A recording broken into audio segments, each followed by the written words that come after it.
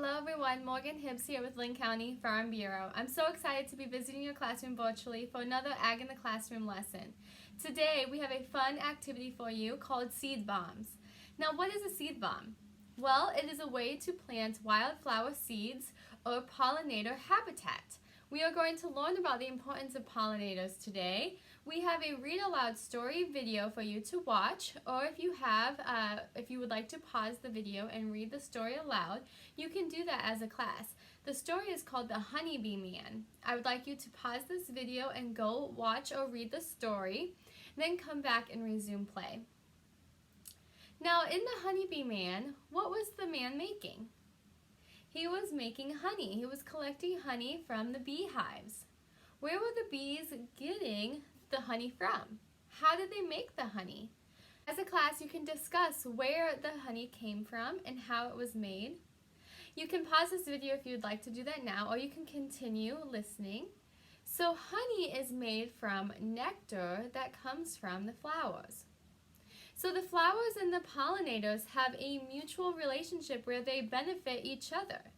The flowers provide nectar to the bees to make honey, and the bees help to pollinate the flowers by spreading pollen from flower to flower to create new seeds for those flowers and to help produce fruits and vegetables. Now pollinators are so important. There are different kinds of pollinators. We have bees and butterflies.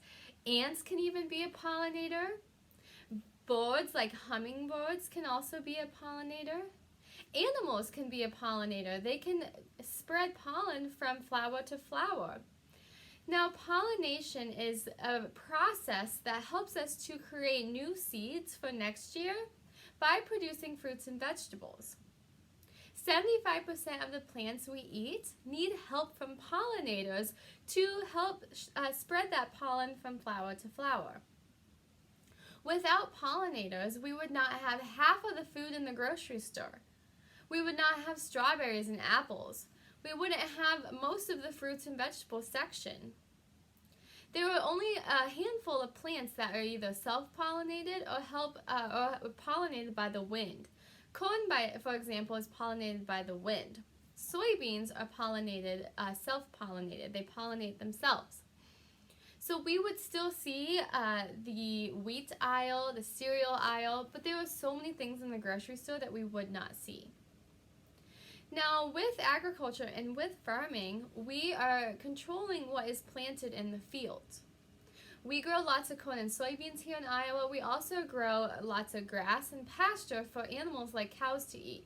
Biodiversity is so important in agriculture and in our world. We need biodiversity to help increase our pollinator habitat so that we can have pollinators who are pollinating all of the fruits and vegetables we eat. One way that we can do this is we can create pollinator habitats with wildflowers. Bees and butterflies like the flowers and can travel from flower to flower, collecting that nectar to take back to their hive to make honey. And in that process, they are pollinating the flowers. So today we are going to make seed bombs out of pollinator flower mix. So we have pollinator wildflowers here, which is just a variety of flower seeds that pollinators really like. So it's going to encourage habitats of pollinators to create a home for them on the edges of fields, maybe in your yard, maybe on the side of the road. So we are going to make a seed bomb today that is seeds, soil, and clay that we can just toss out into the ditches or into your backyard, and the pollinators can have a new habitat. Now there are different ways that farmers can create pollinator habitats on their farm. Some conservation practices are good for pollinators, but they're also good to decrease erosion or the movement of soil. So here we have grassed waterways. You can see that the field is growing. We have a crop on both sides here, but there's grass in the middle. A grass waterway and field borders are areas of the field put to grass because they're either severely eroding or have the potential to erode. But this area right here, even though it's helping prevent against erosion because it's in an area that gets a lot of water, It's also going to create a perfect habitat for pollinators. Look how much grass is there, and you can see yellow flowers. I'm sure there's other flowers mixed in here as well. Here's another example of a conservation practice. Edge of field buffers, vegetative barriers, or narrow buffer strips of hardy native perennial grasses or shrubs planted in parallel rows to crops. They are very effective in reducing wind and water erosion, which results in sediment trapping and water infiltration. So you can see here we have grass that's growing on the side of the creek. And this is going to help filter out soil. It's also going to help filter out runoff with nutrients that come from the field. This is also another great pollinator habitat. Look at all the space here for pollinators to create their home. The Conservation Reserve Program, or the CRP, is a program that is a government program that helps provide farmers with a income off of land that they choose to keep in conservation practice, or in a conservation reserve program. So this is an area of prairie grasses, pollinator habitat flowers. So this is an area that the government has paid the farmer to keep in a CRP, which means that the farmer won't crop it with corn or soybeans or other seeds. They will choose to leave it in this natural habitat of prairie grasses and flowers, so that way we can encourage pollinators and wildlife to come and make their home here. And the last picture I want to show you is this one that has a picture of milkweeds next to the ditch. So if we can grow milkweeds or other flowers in the ditches next to a field, that's also going to encourage pollinators, because milkweeds are a very popular flower for those pollinators. More and more flowers are implementing conservation practices on their farm. They see the value of pollinator habitats, like the milkweed in this photo above. Okay. By increasing the biodiversity on farms, we also increase the health of the soil, because the more organic matter that we have in the soil, the more diversity we have with bacteria and microorganisms, and the more we are going to see wildlife that are coming in there. Because of that, we're going to see an increase of inorganic matter and organic matter in the soil, which is going to be good for those plants that we plant in the springtime in the fields, like the corn and the soybeans.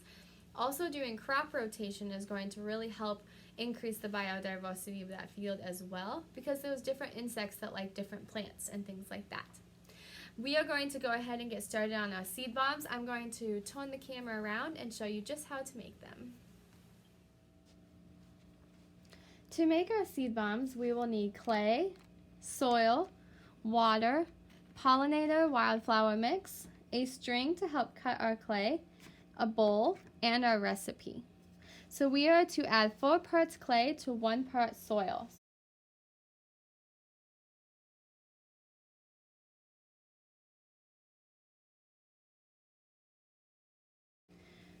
Next, we are going to add in some soil.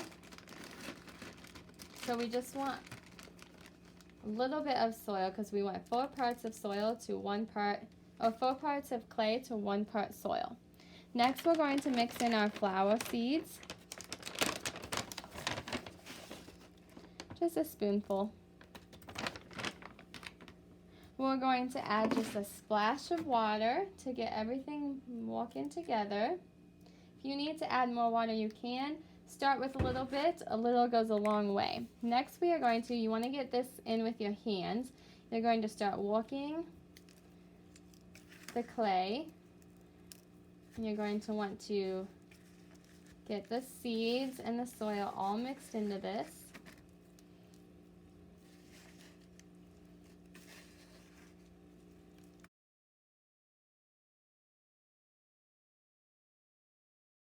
You want it to be a little damp. You don't want it to be soaking wet, but you want it to be a little damp when you toss it outside.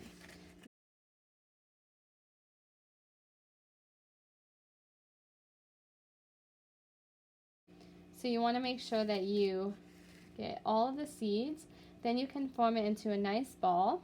And you can see the seeds in here. All you have to do next is toss it outside and enjoy. I'm going to let this dry before I toss it outside, and I'll wait until in springtime. When you're watching this, it will actually be springtime, so you can go ahead and toss this outside. Toss it somewhere in your yard or in a ditch where you might want some flower seeds. Be sure to ask an adult before you toss it somewhere, so that way you can make sure it's okay to toss it in that location.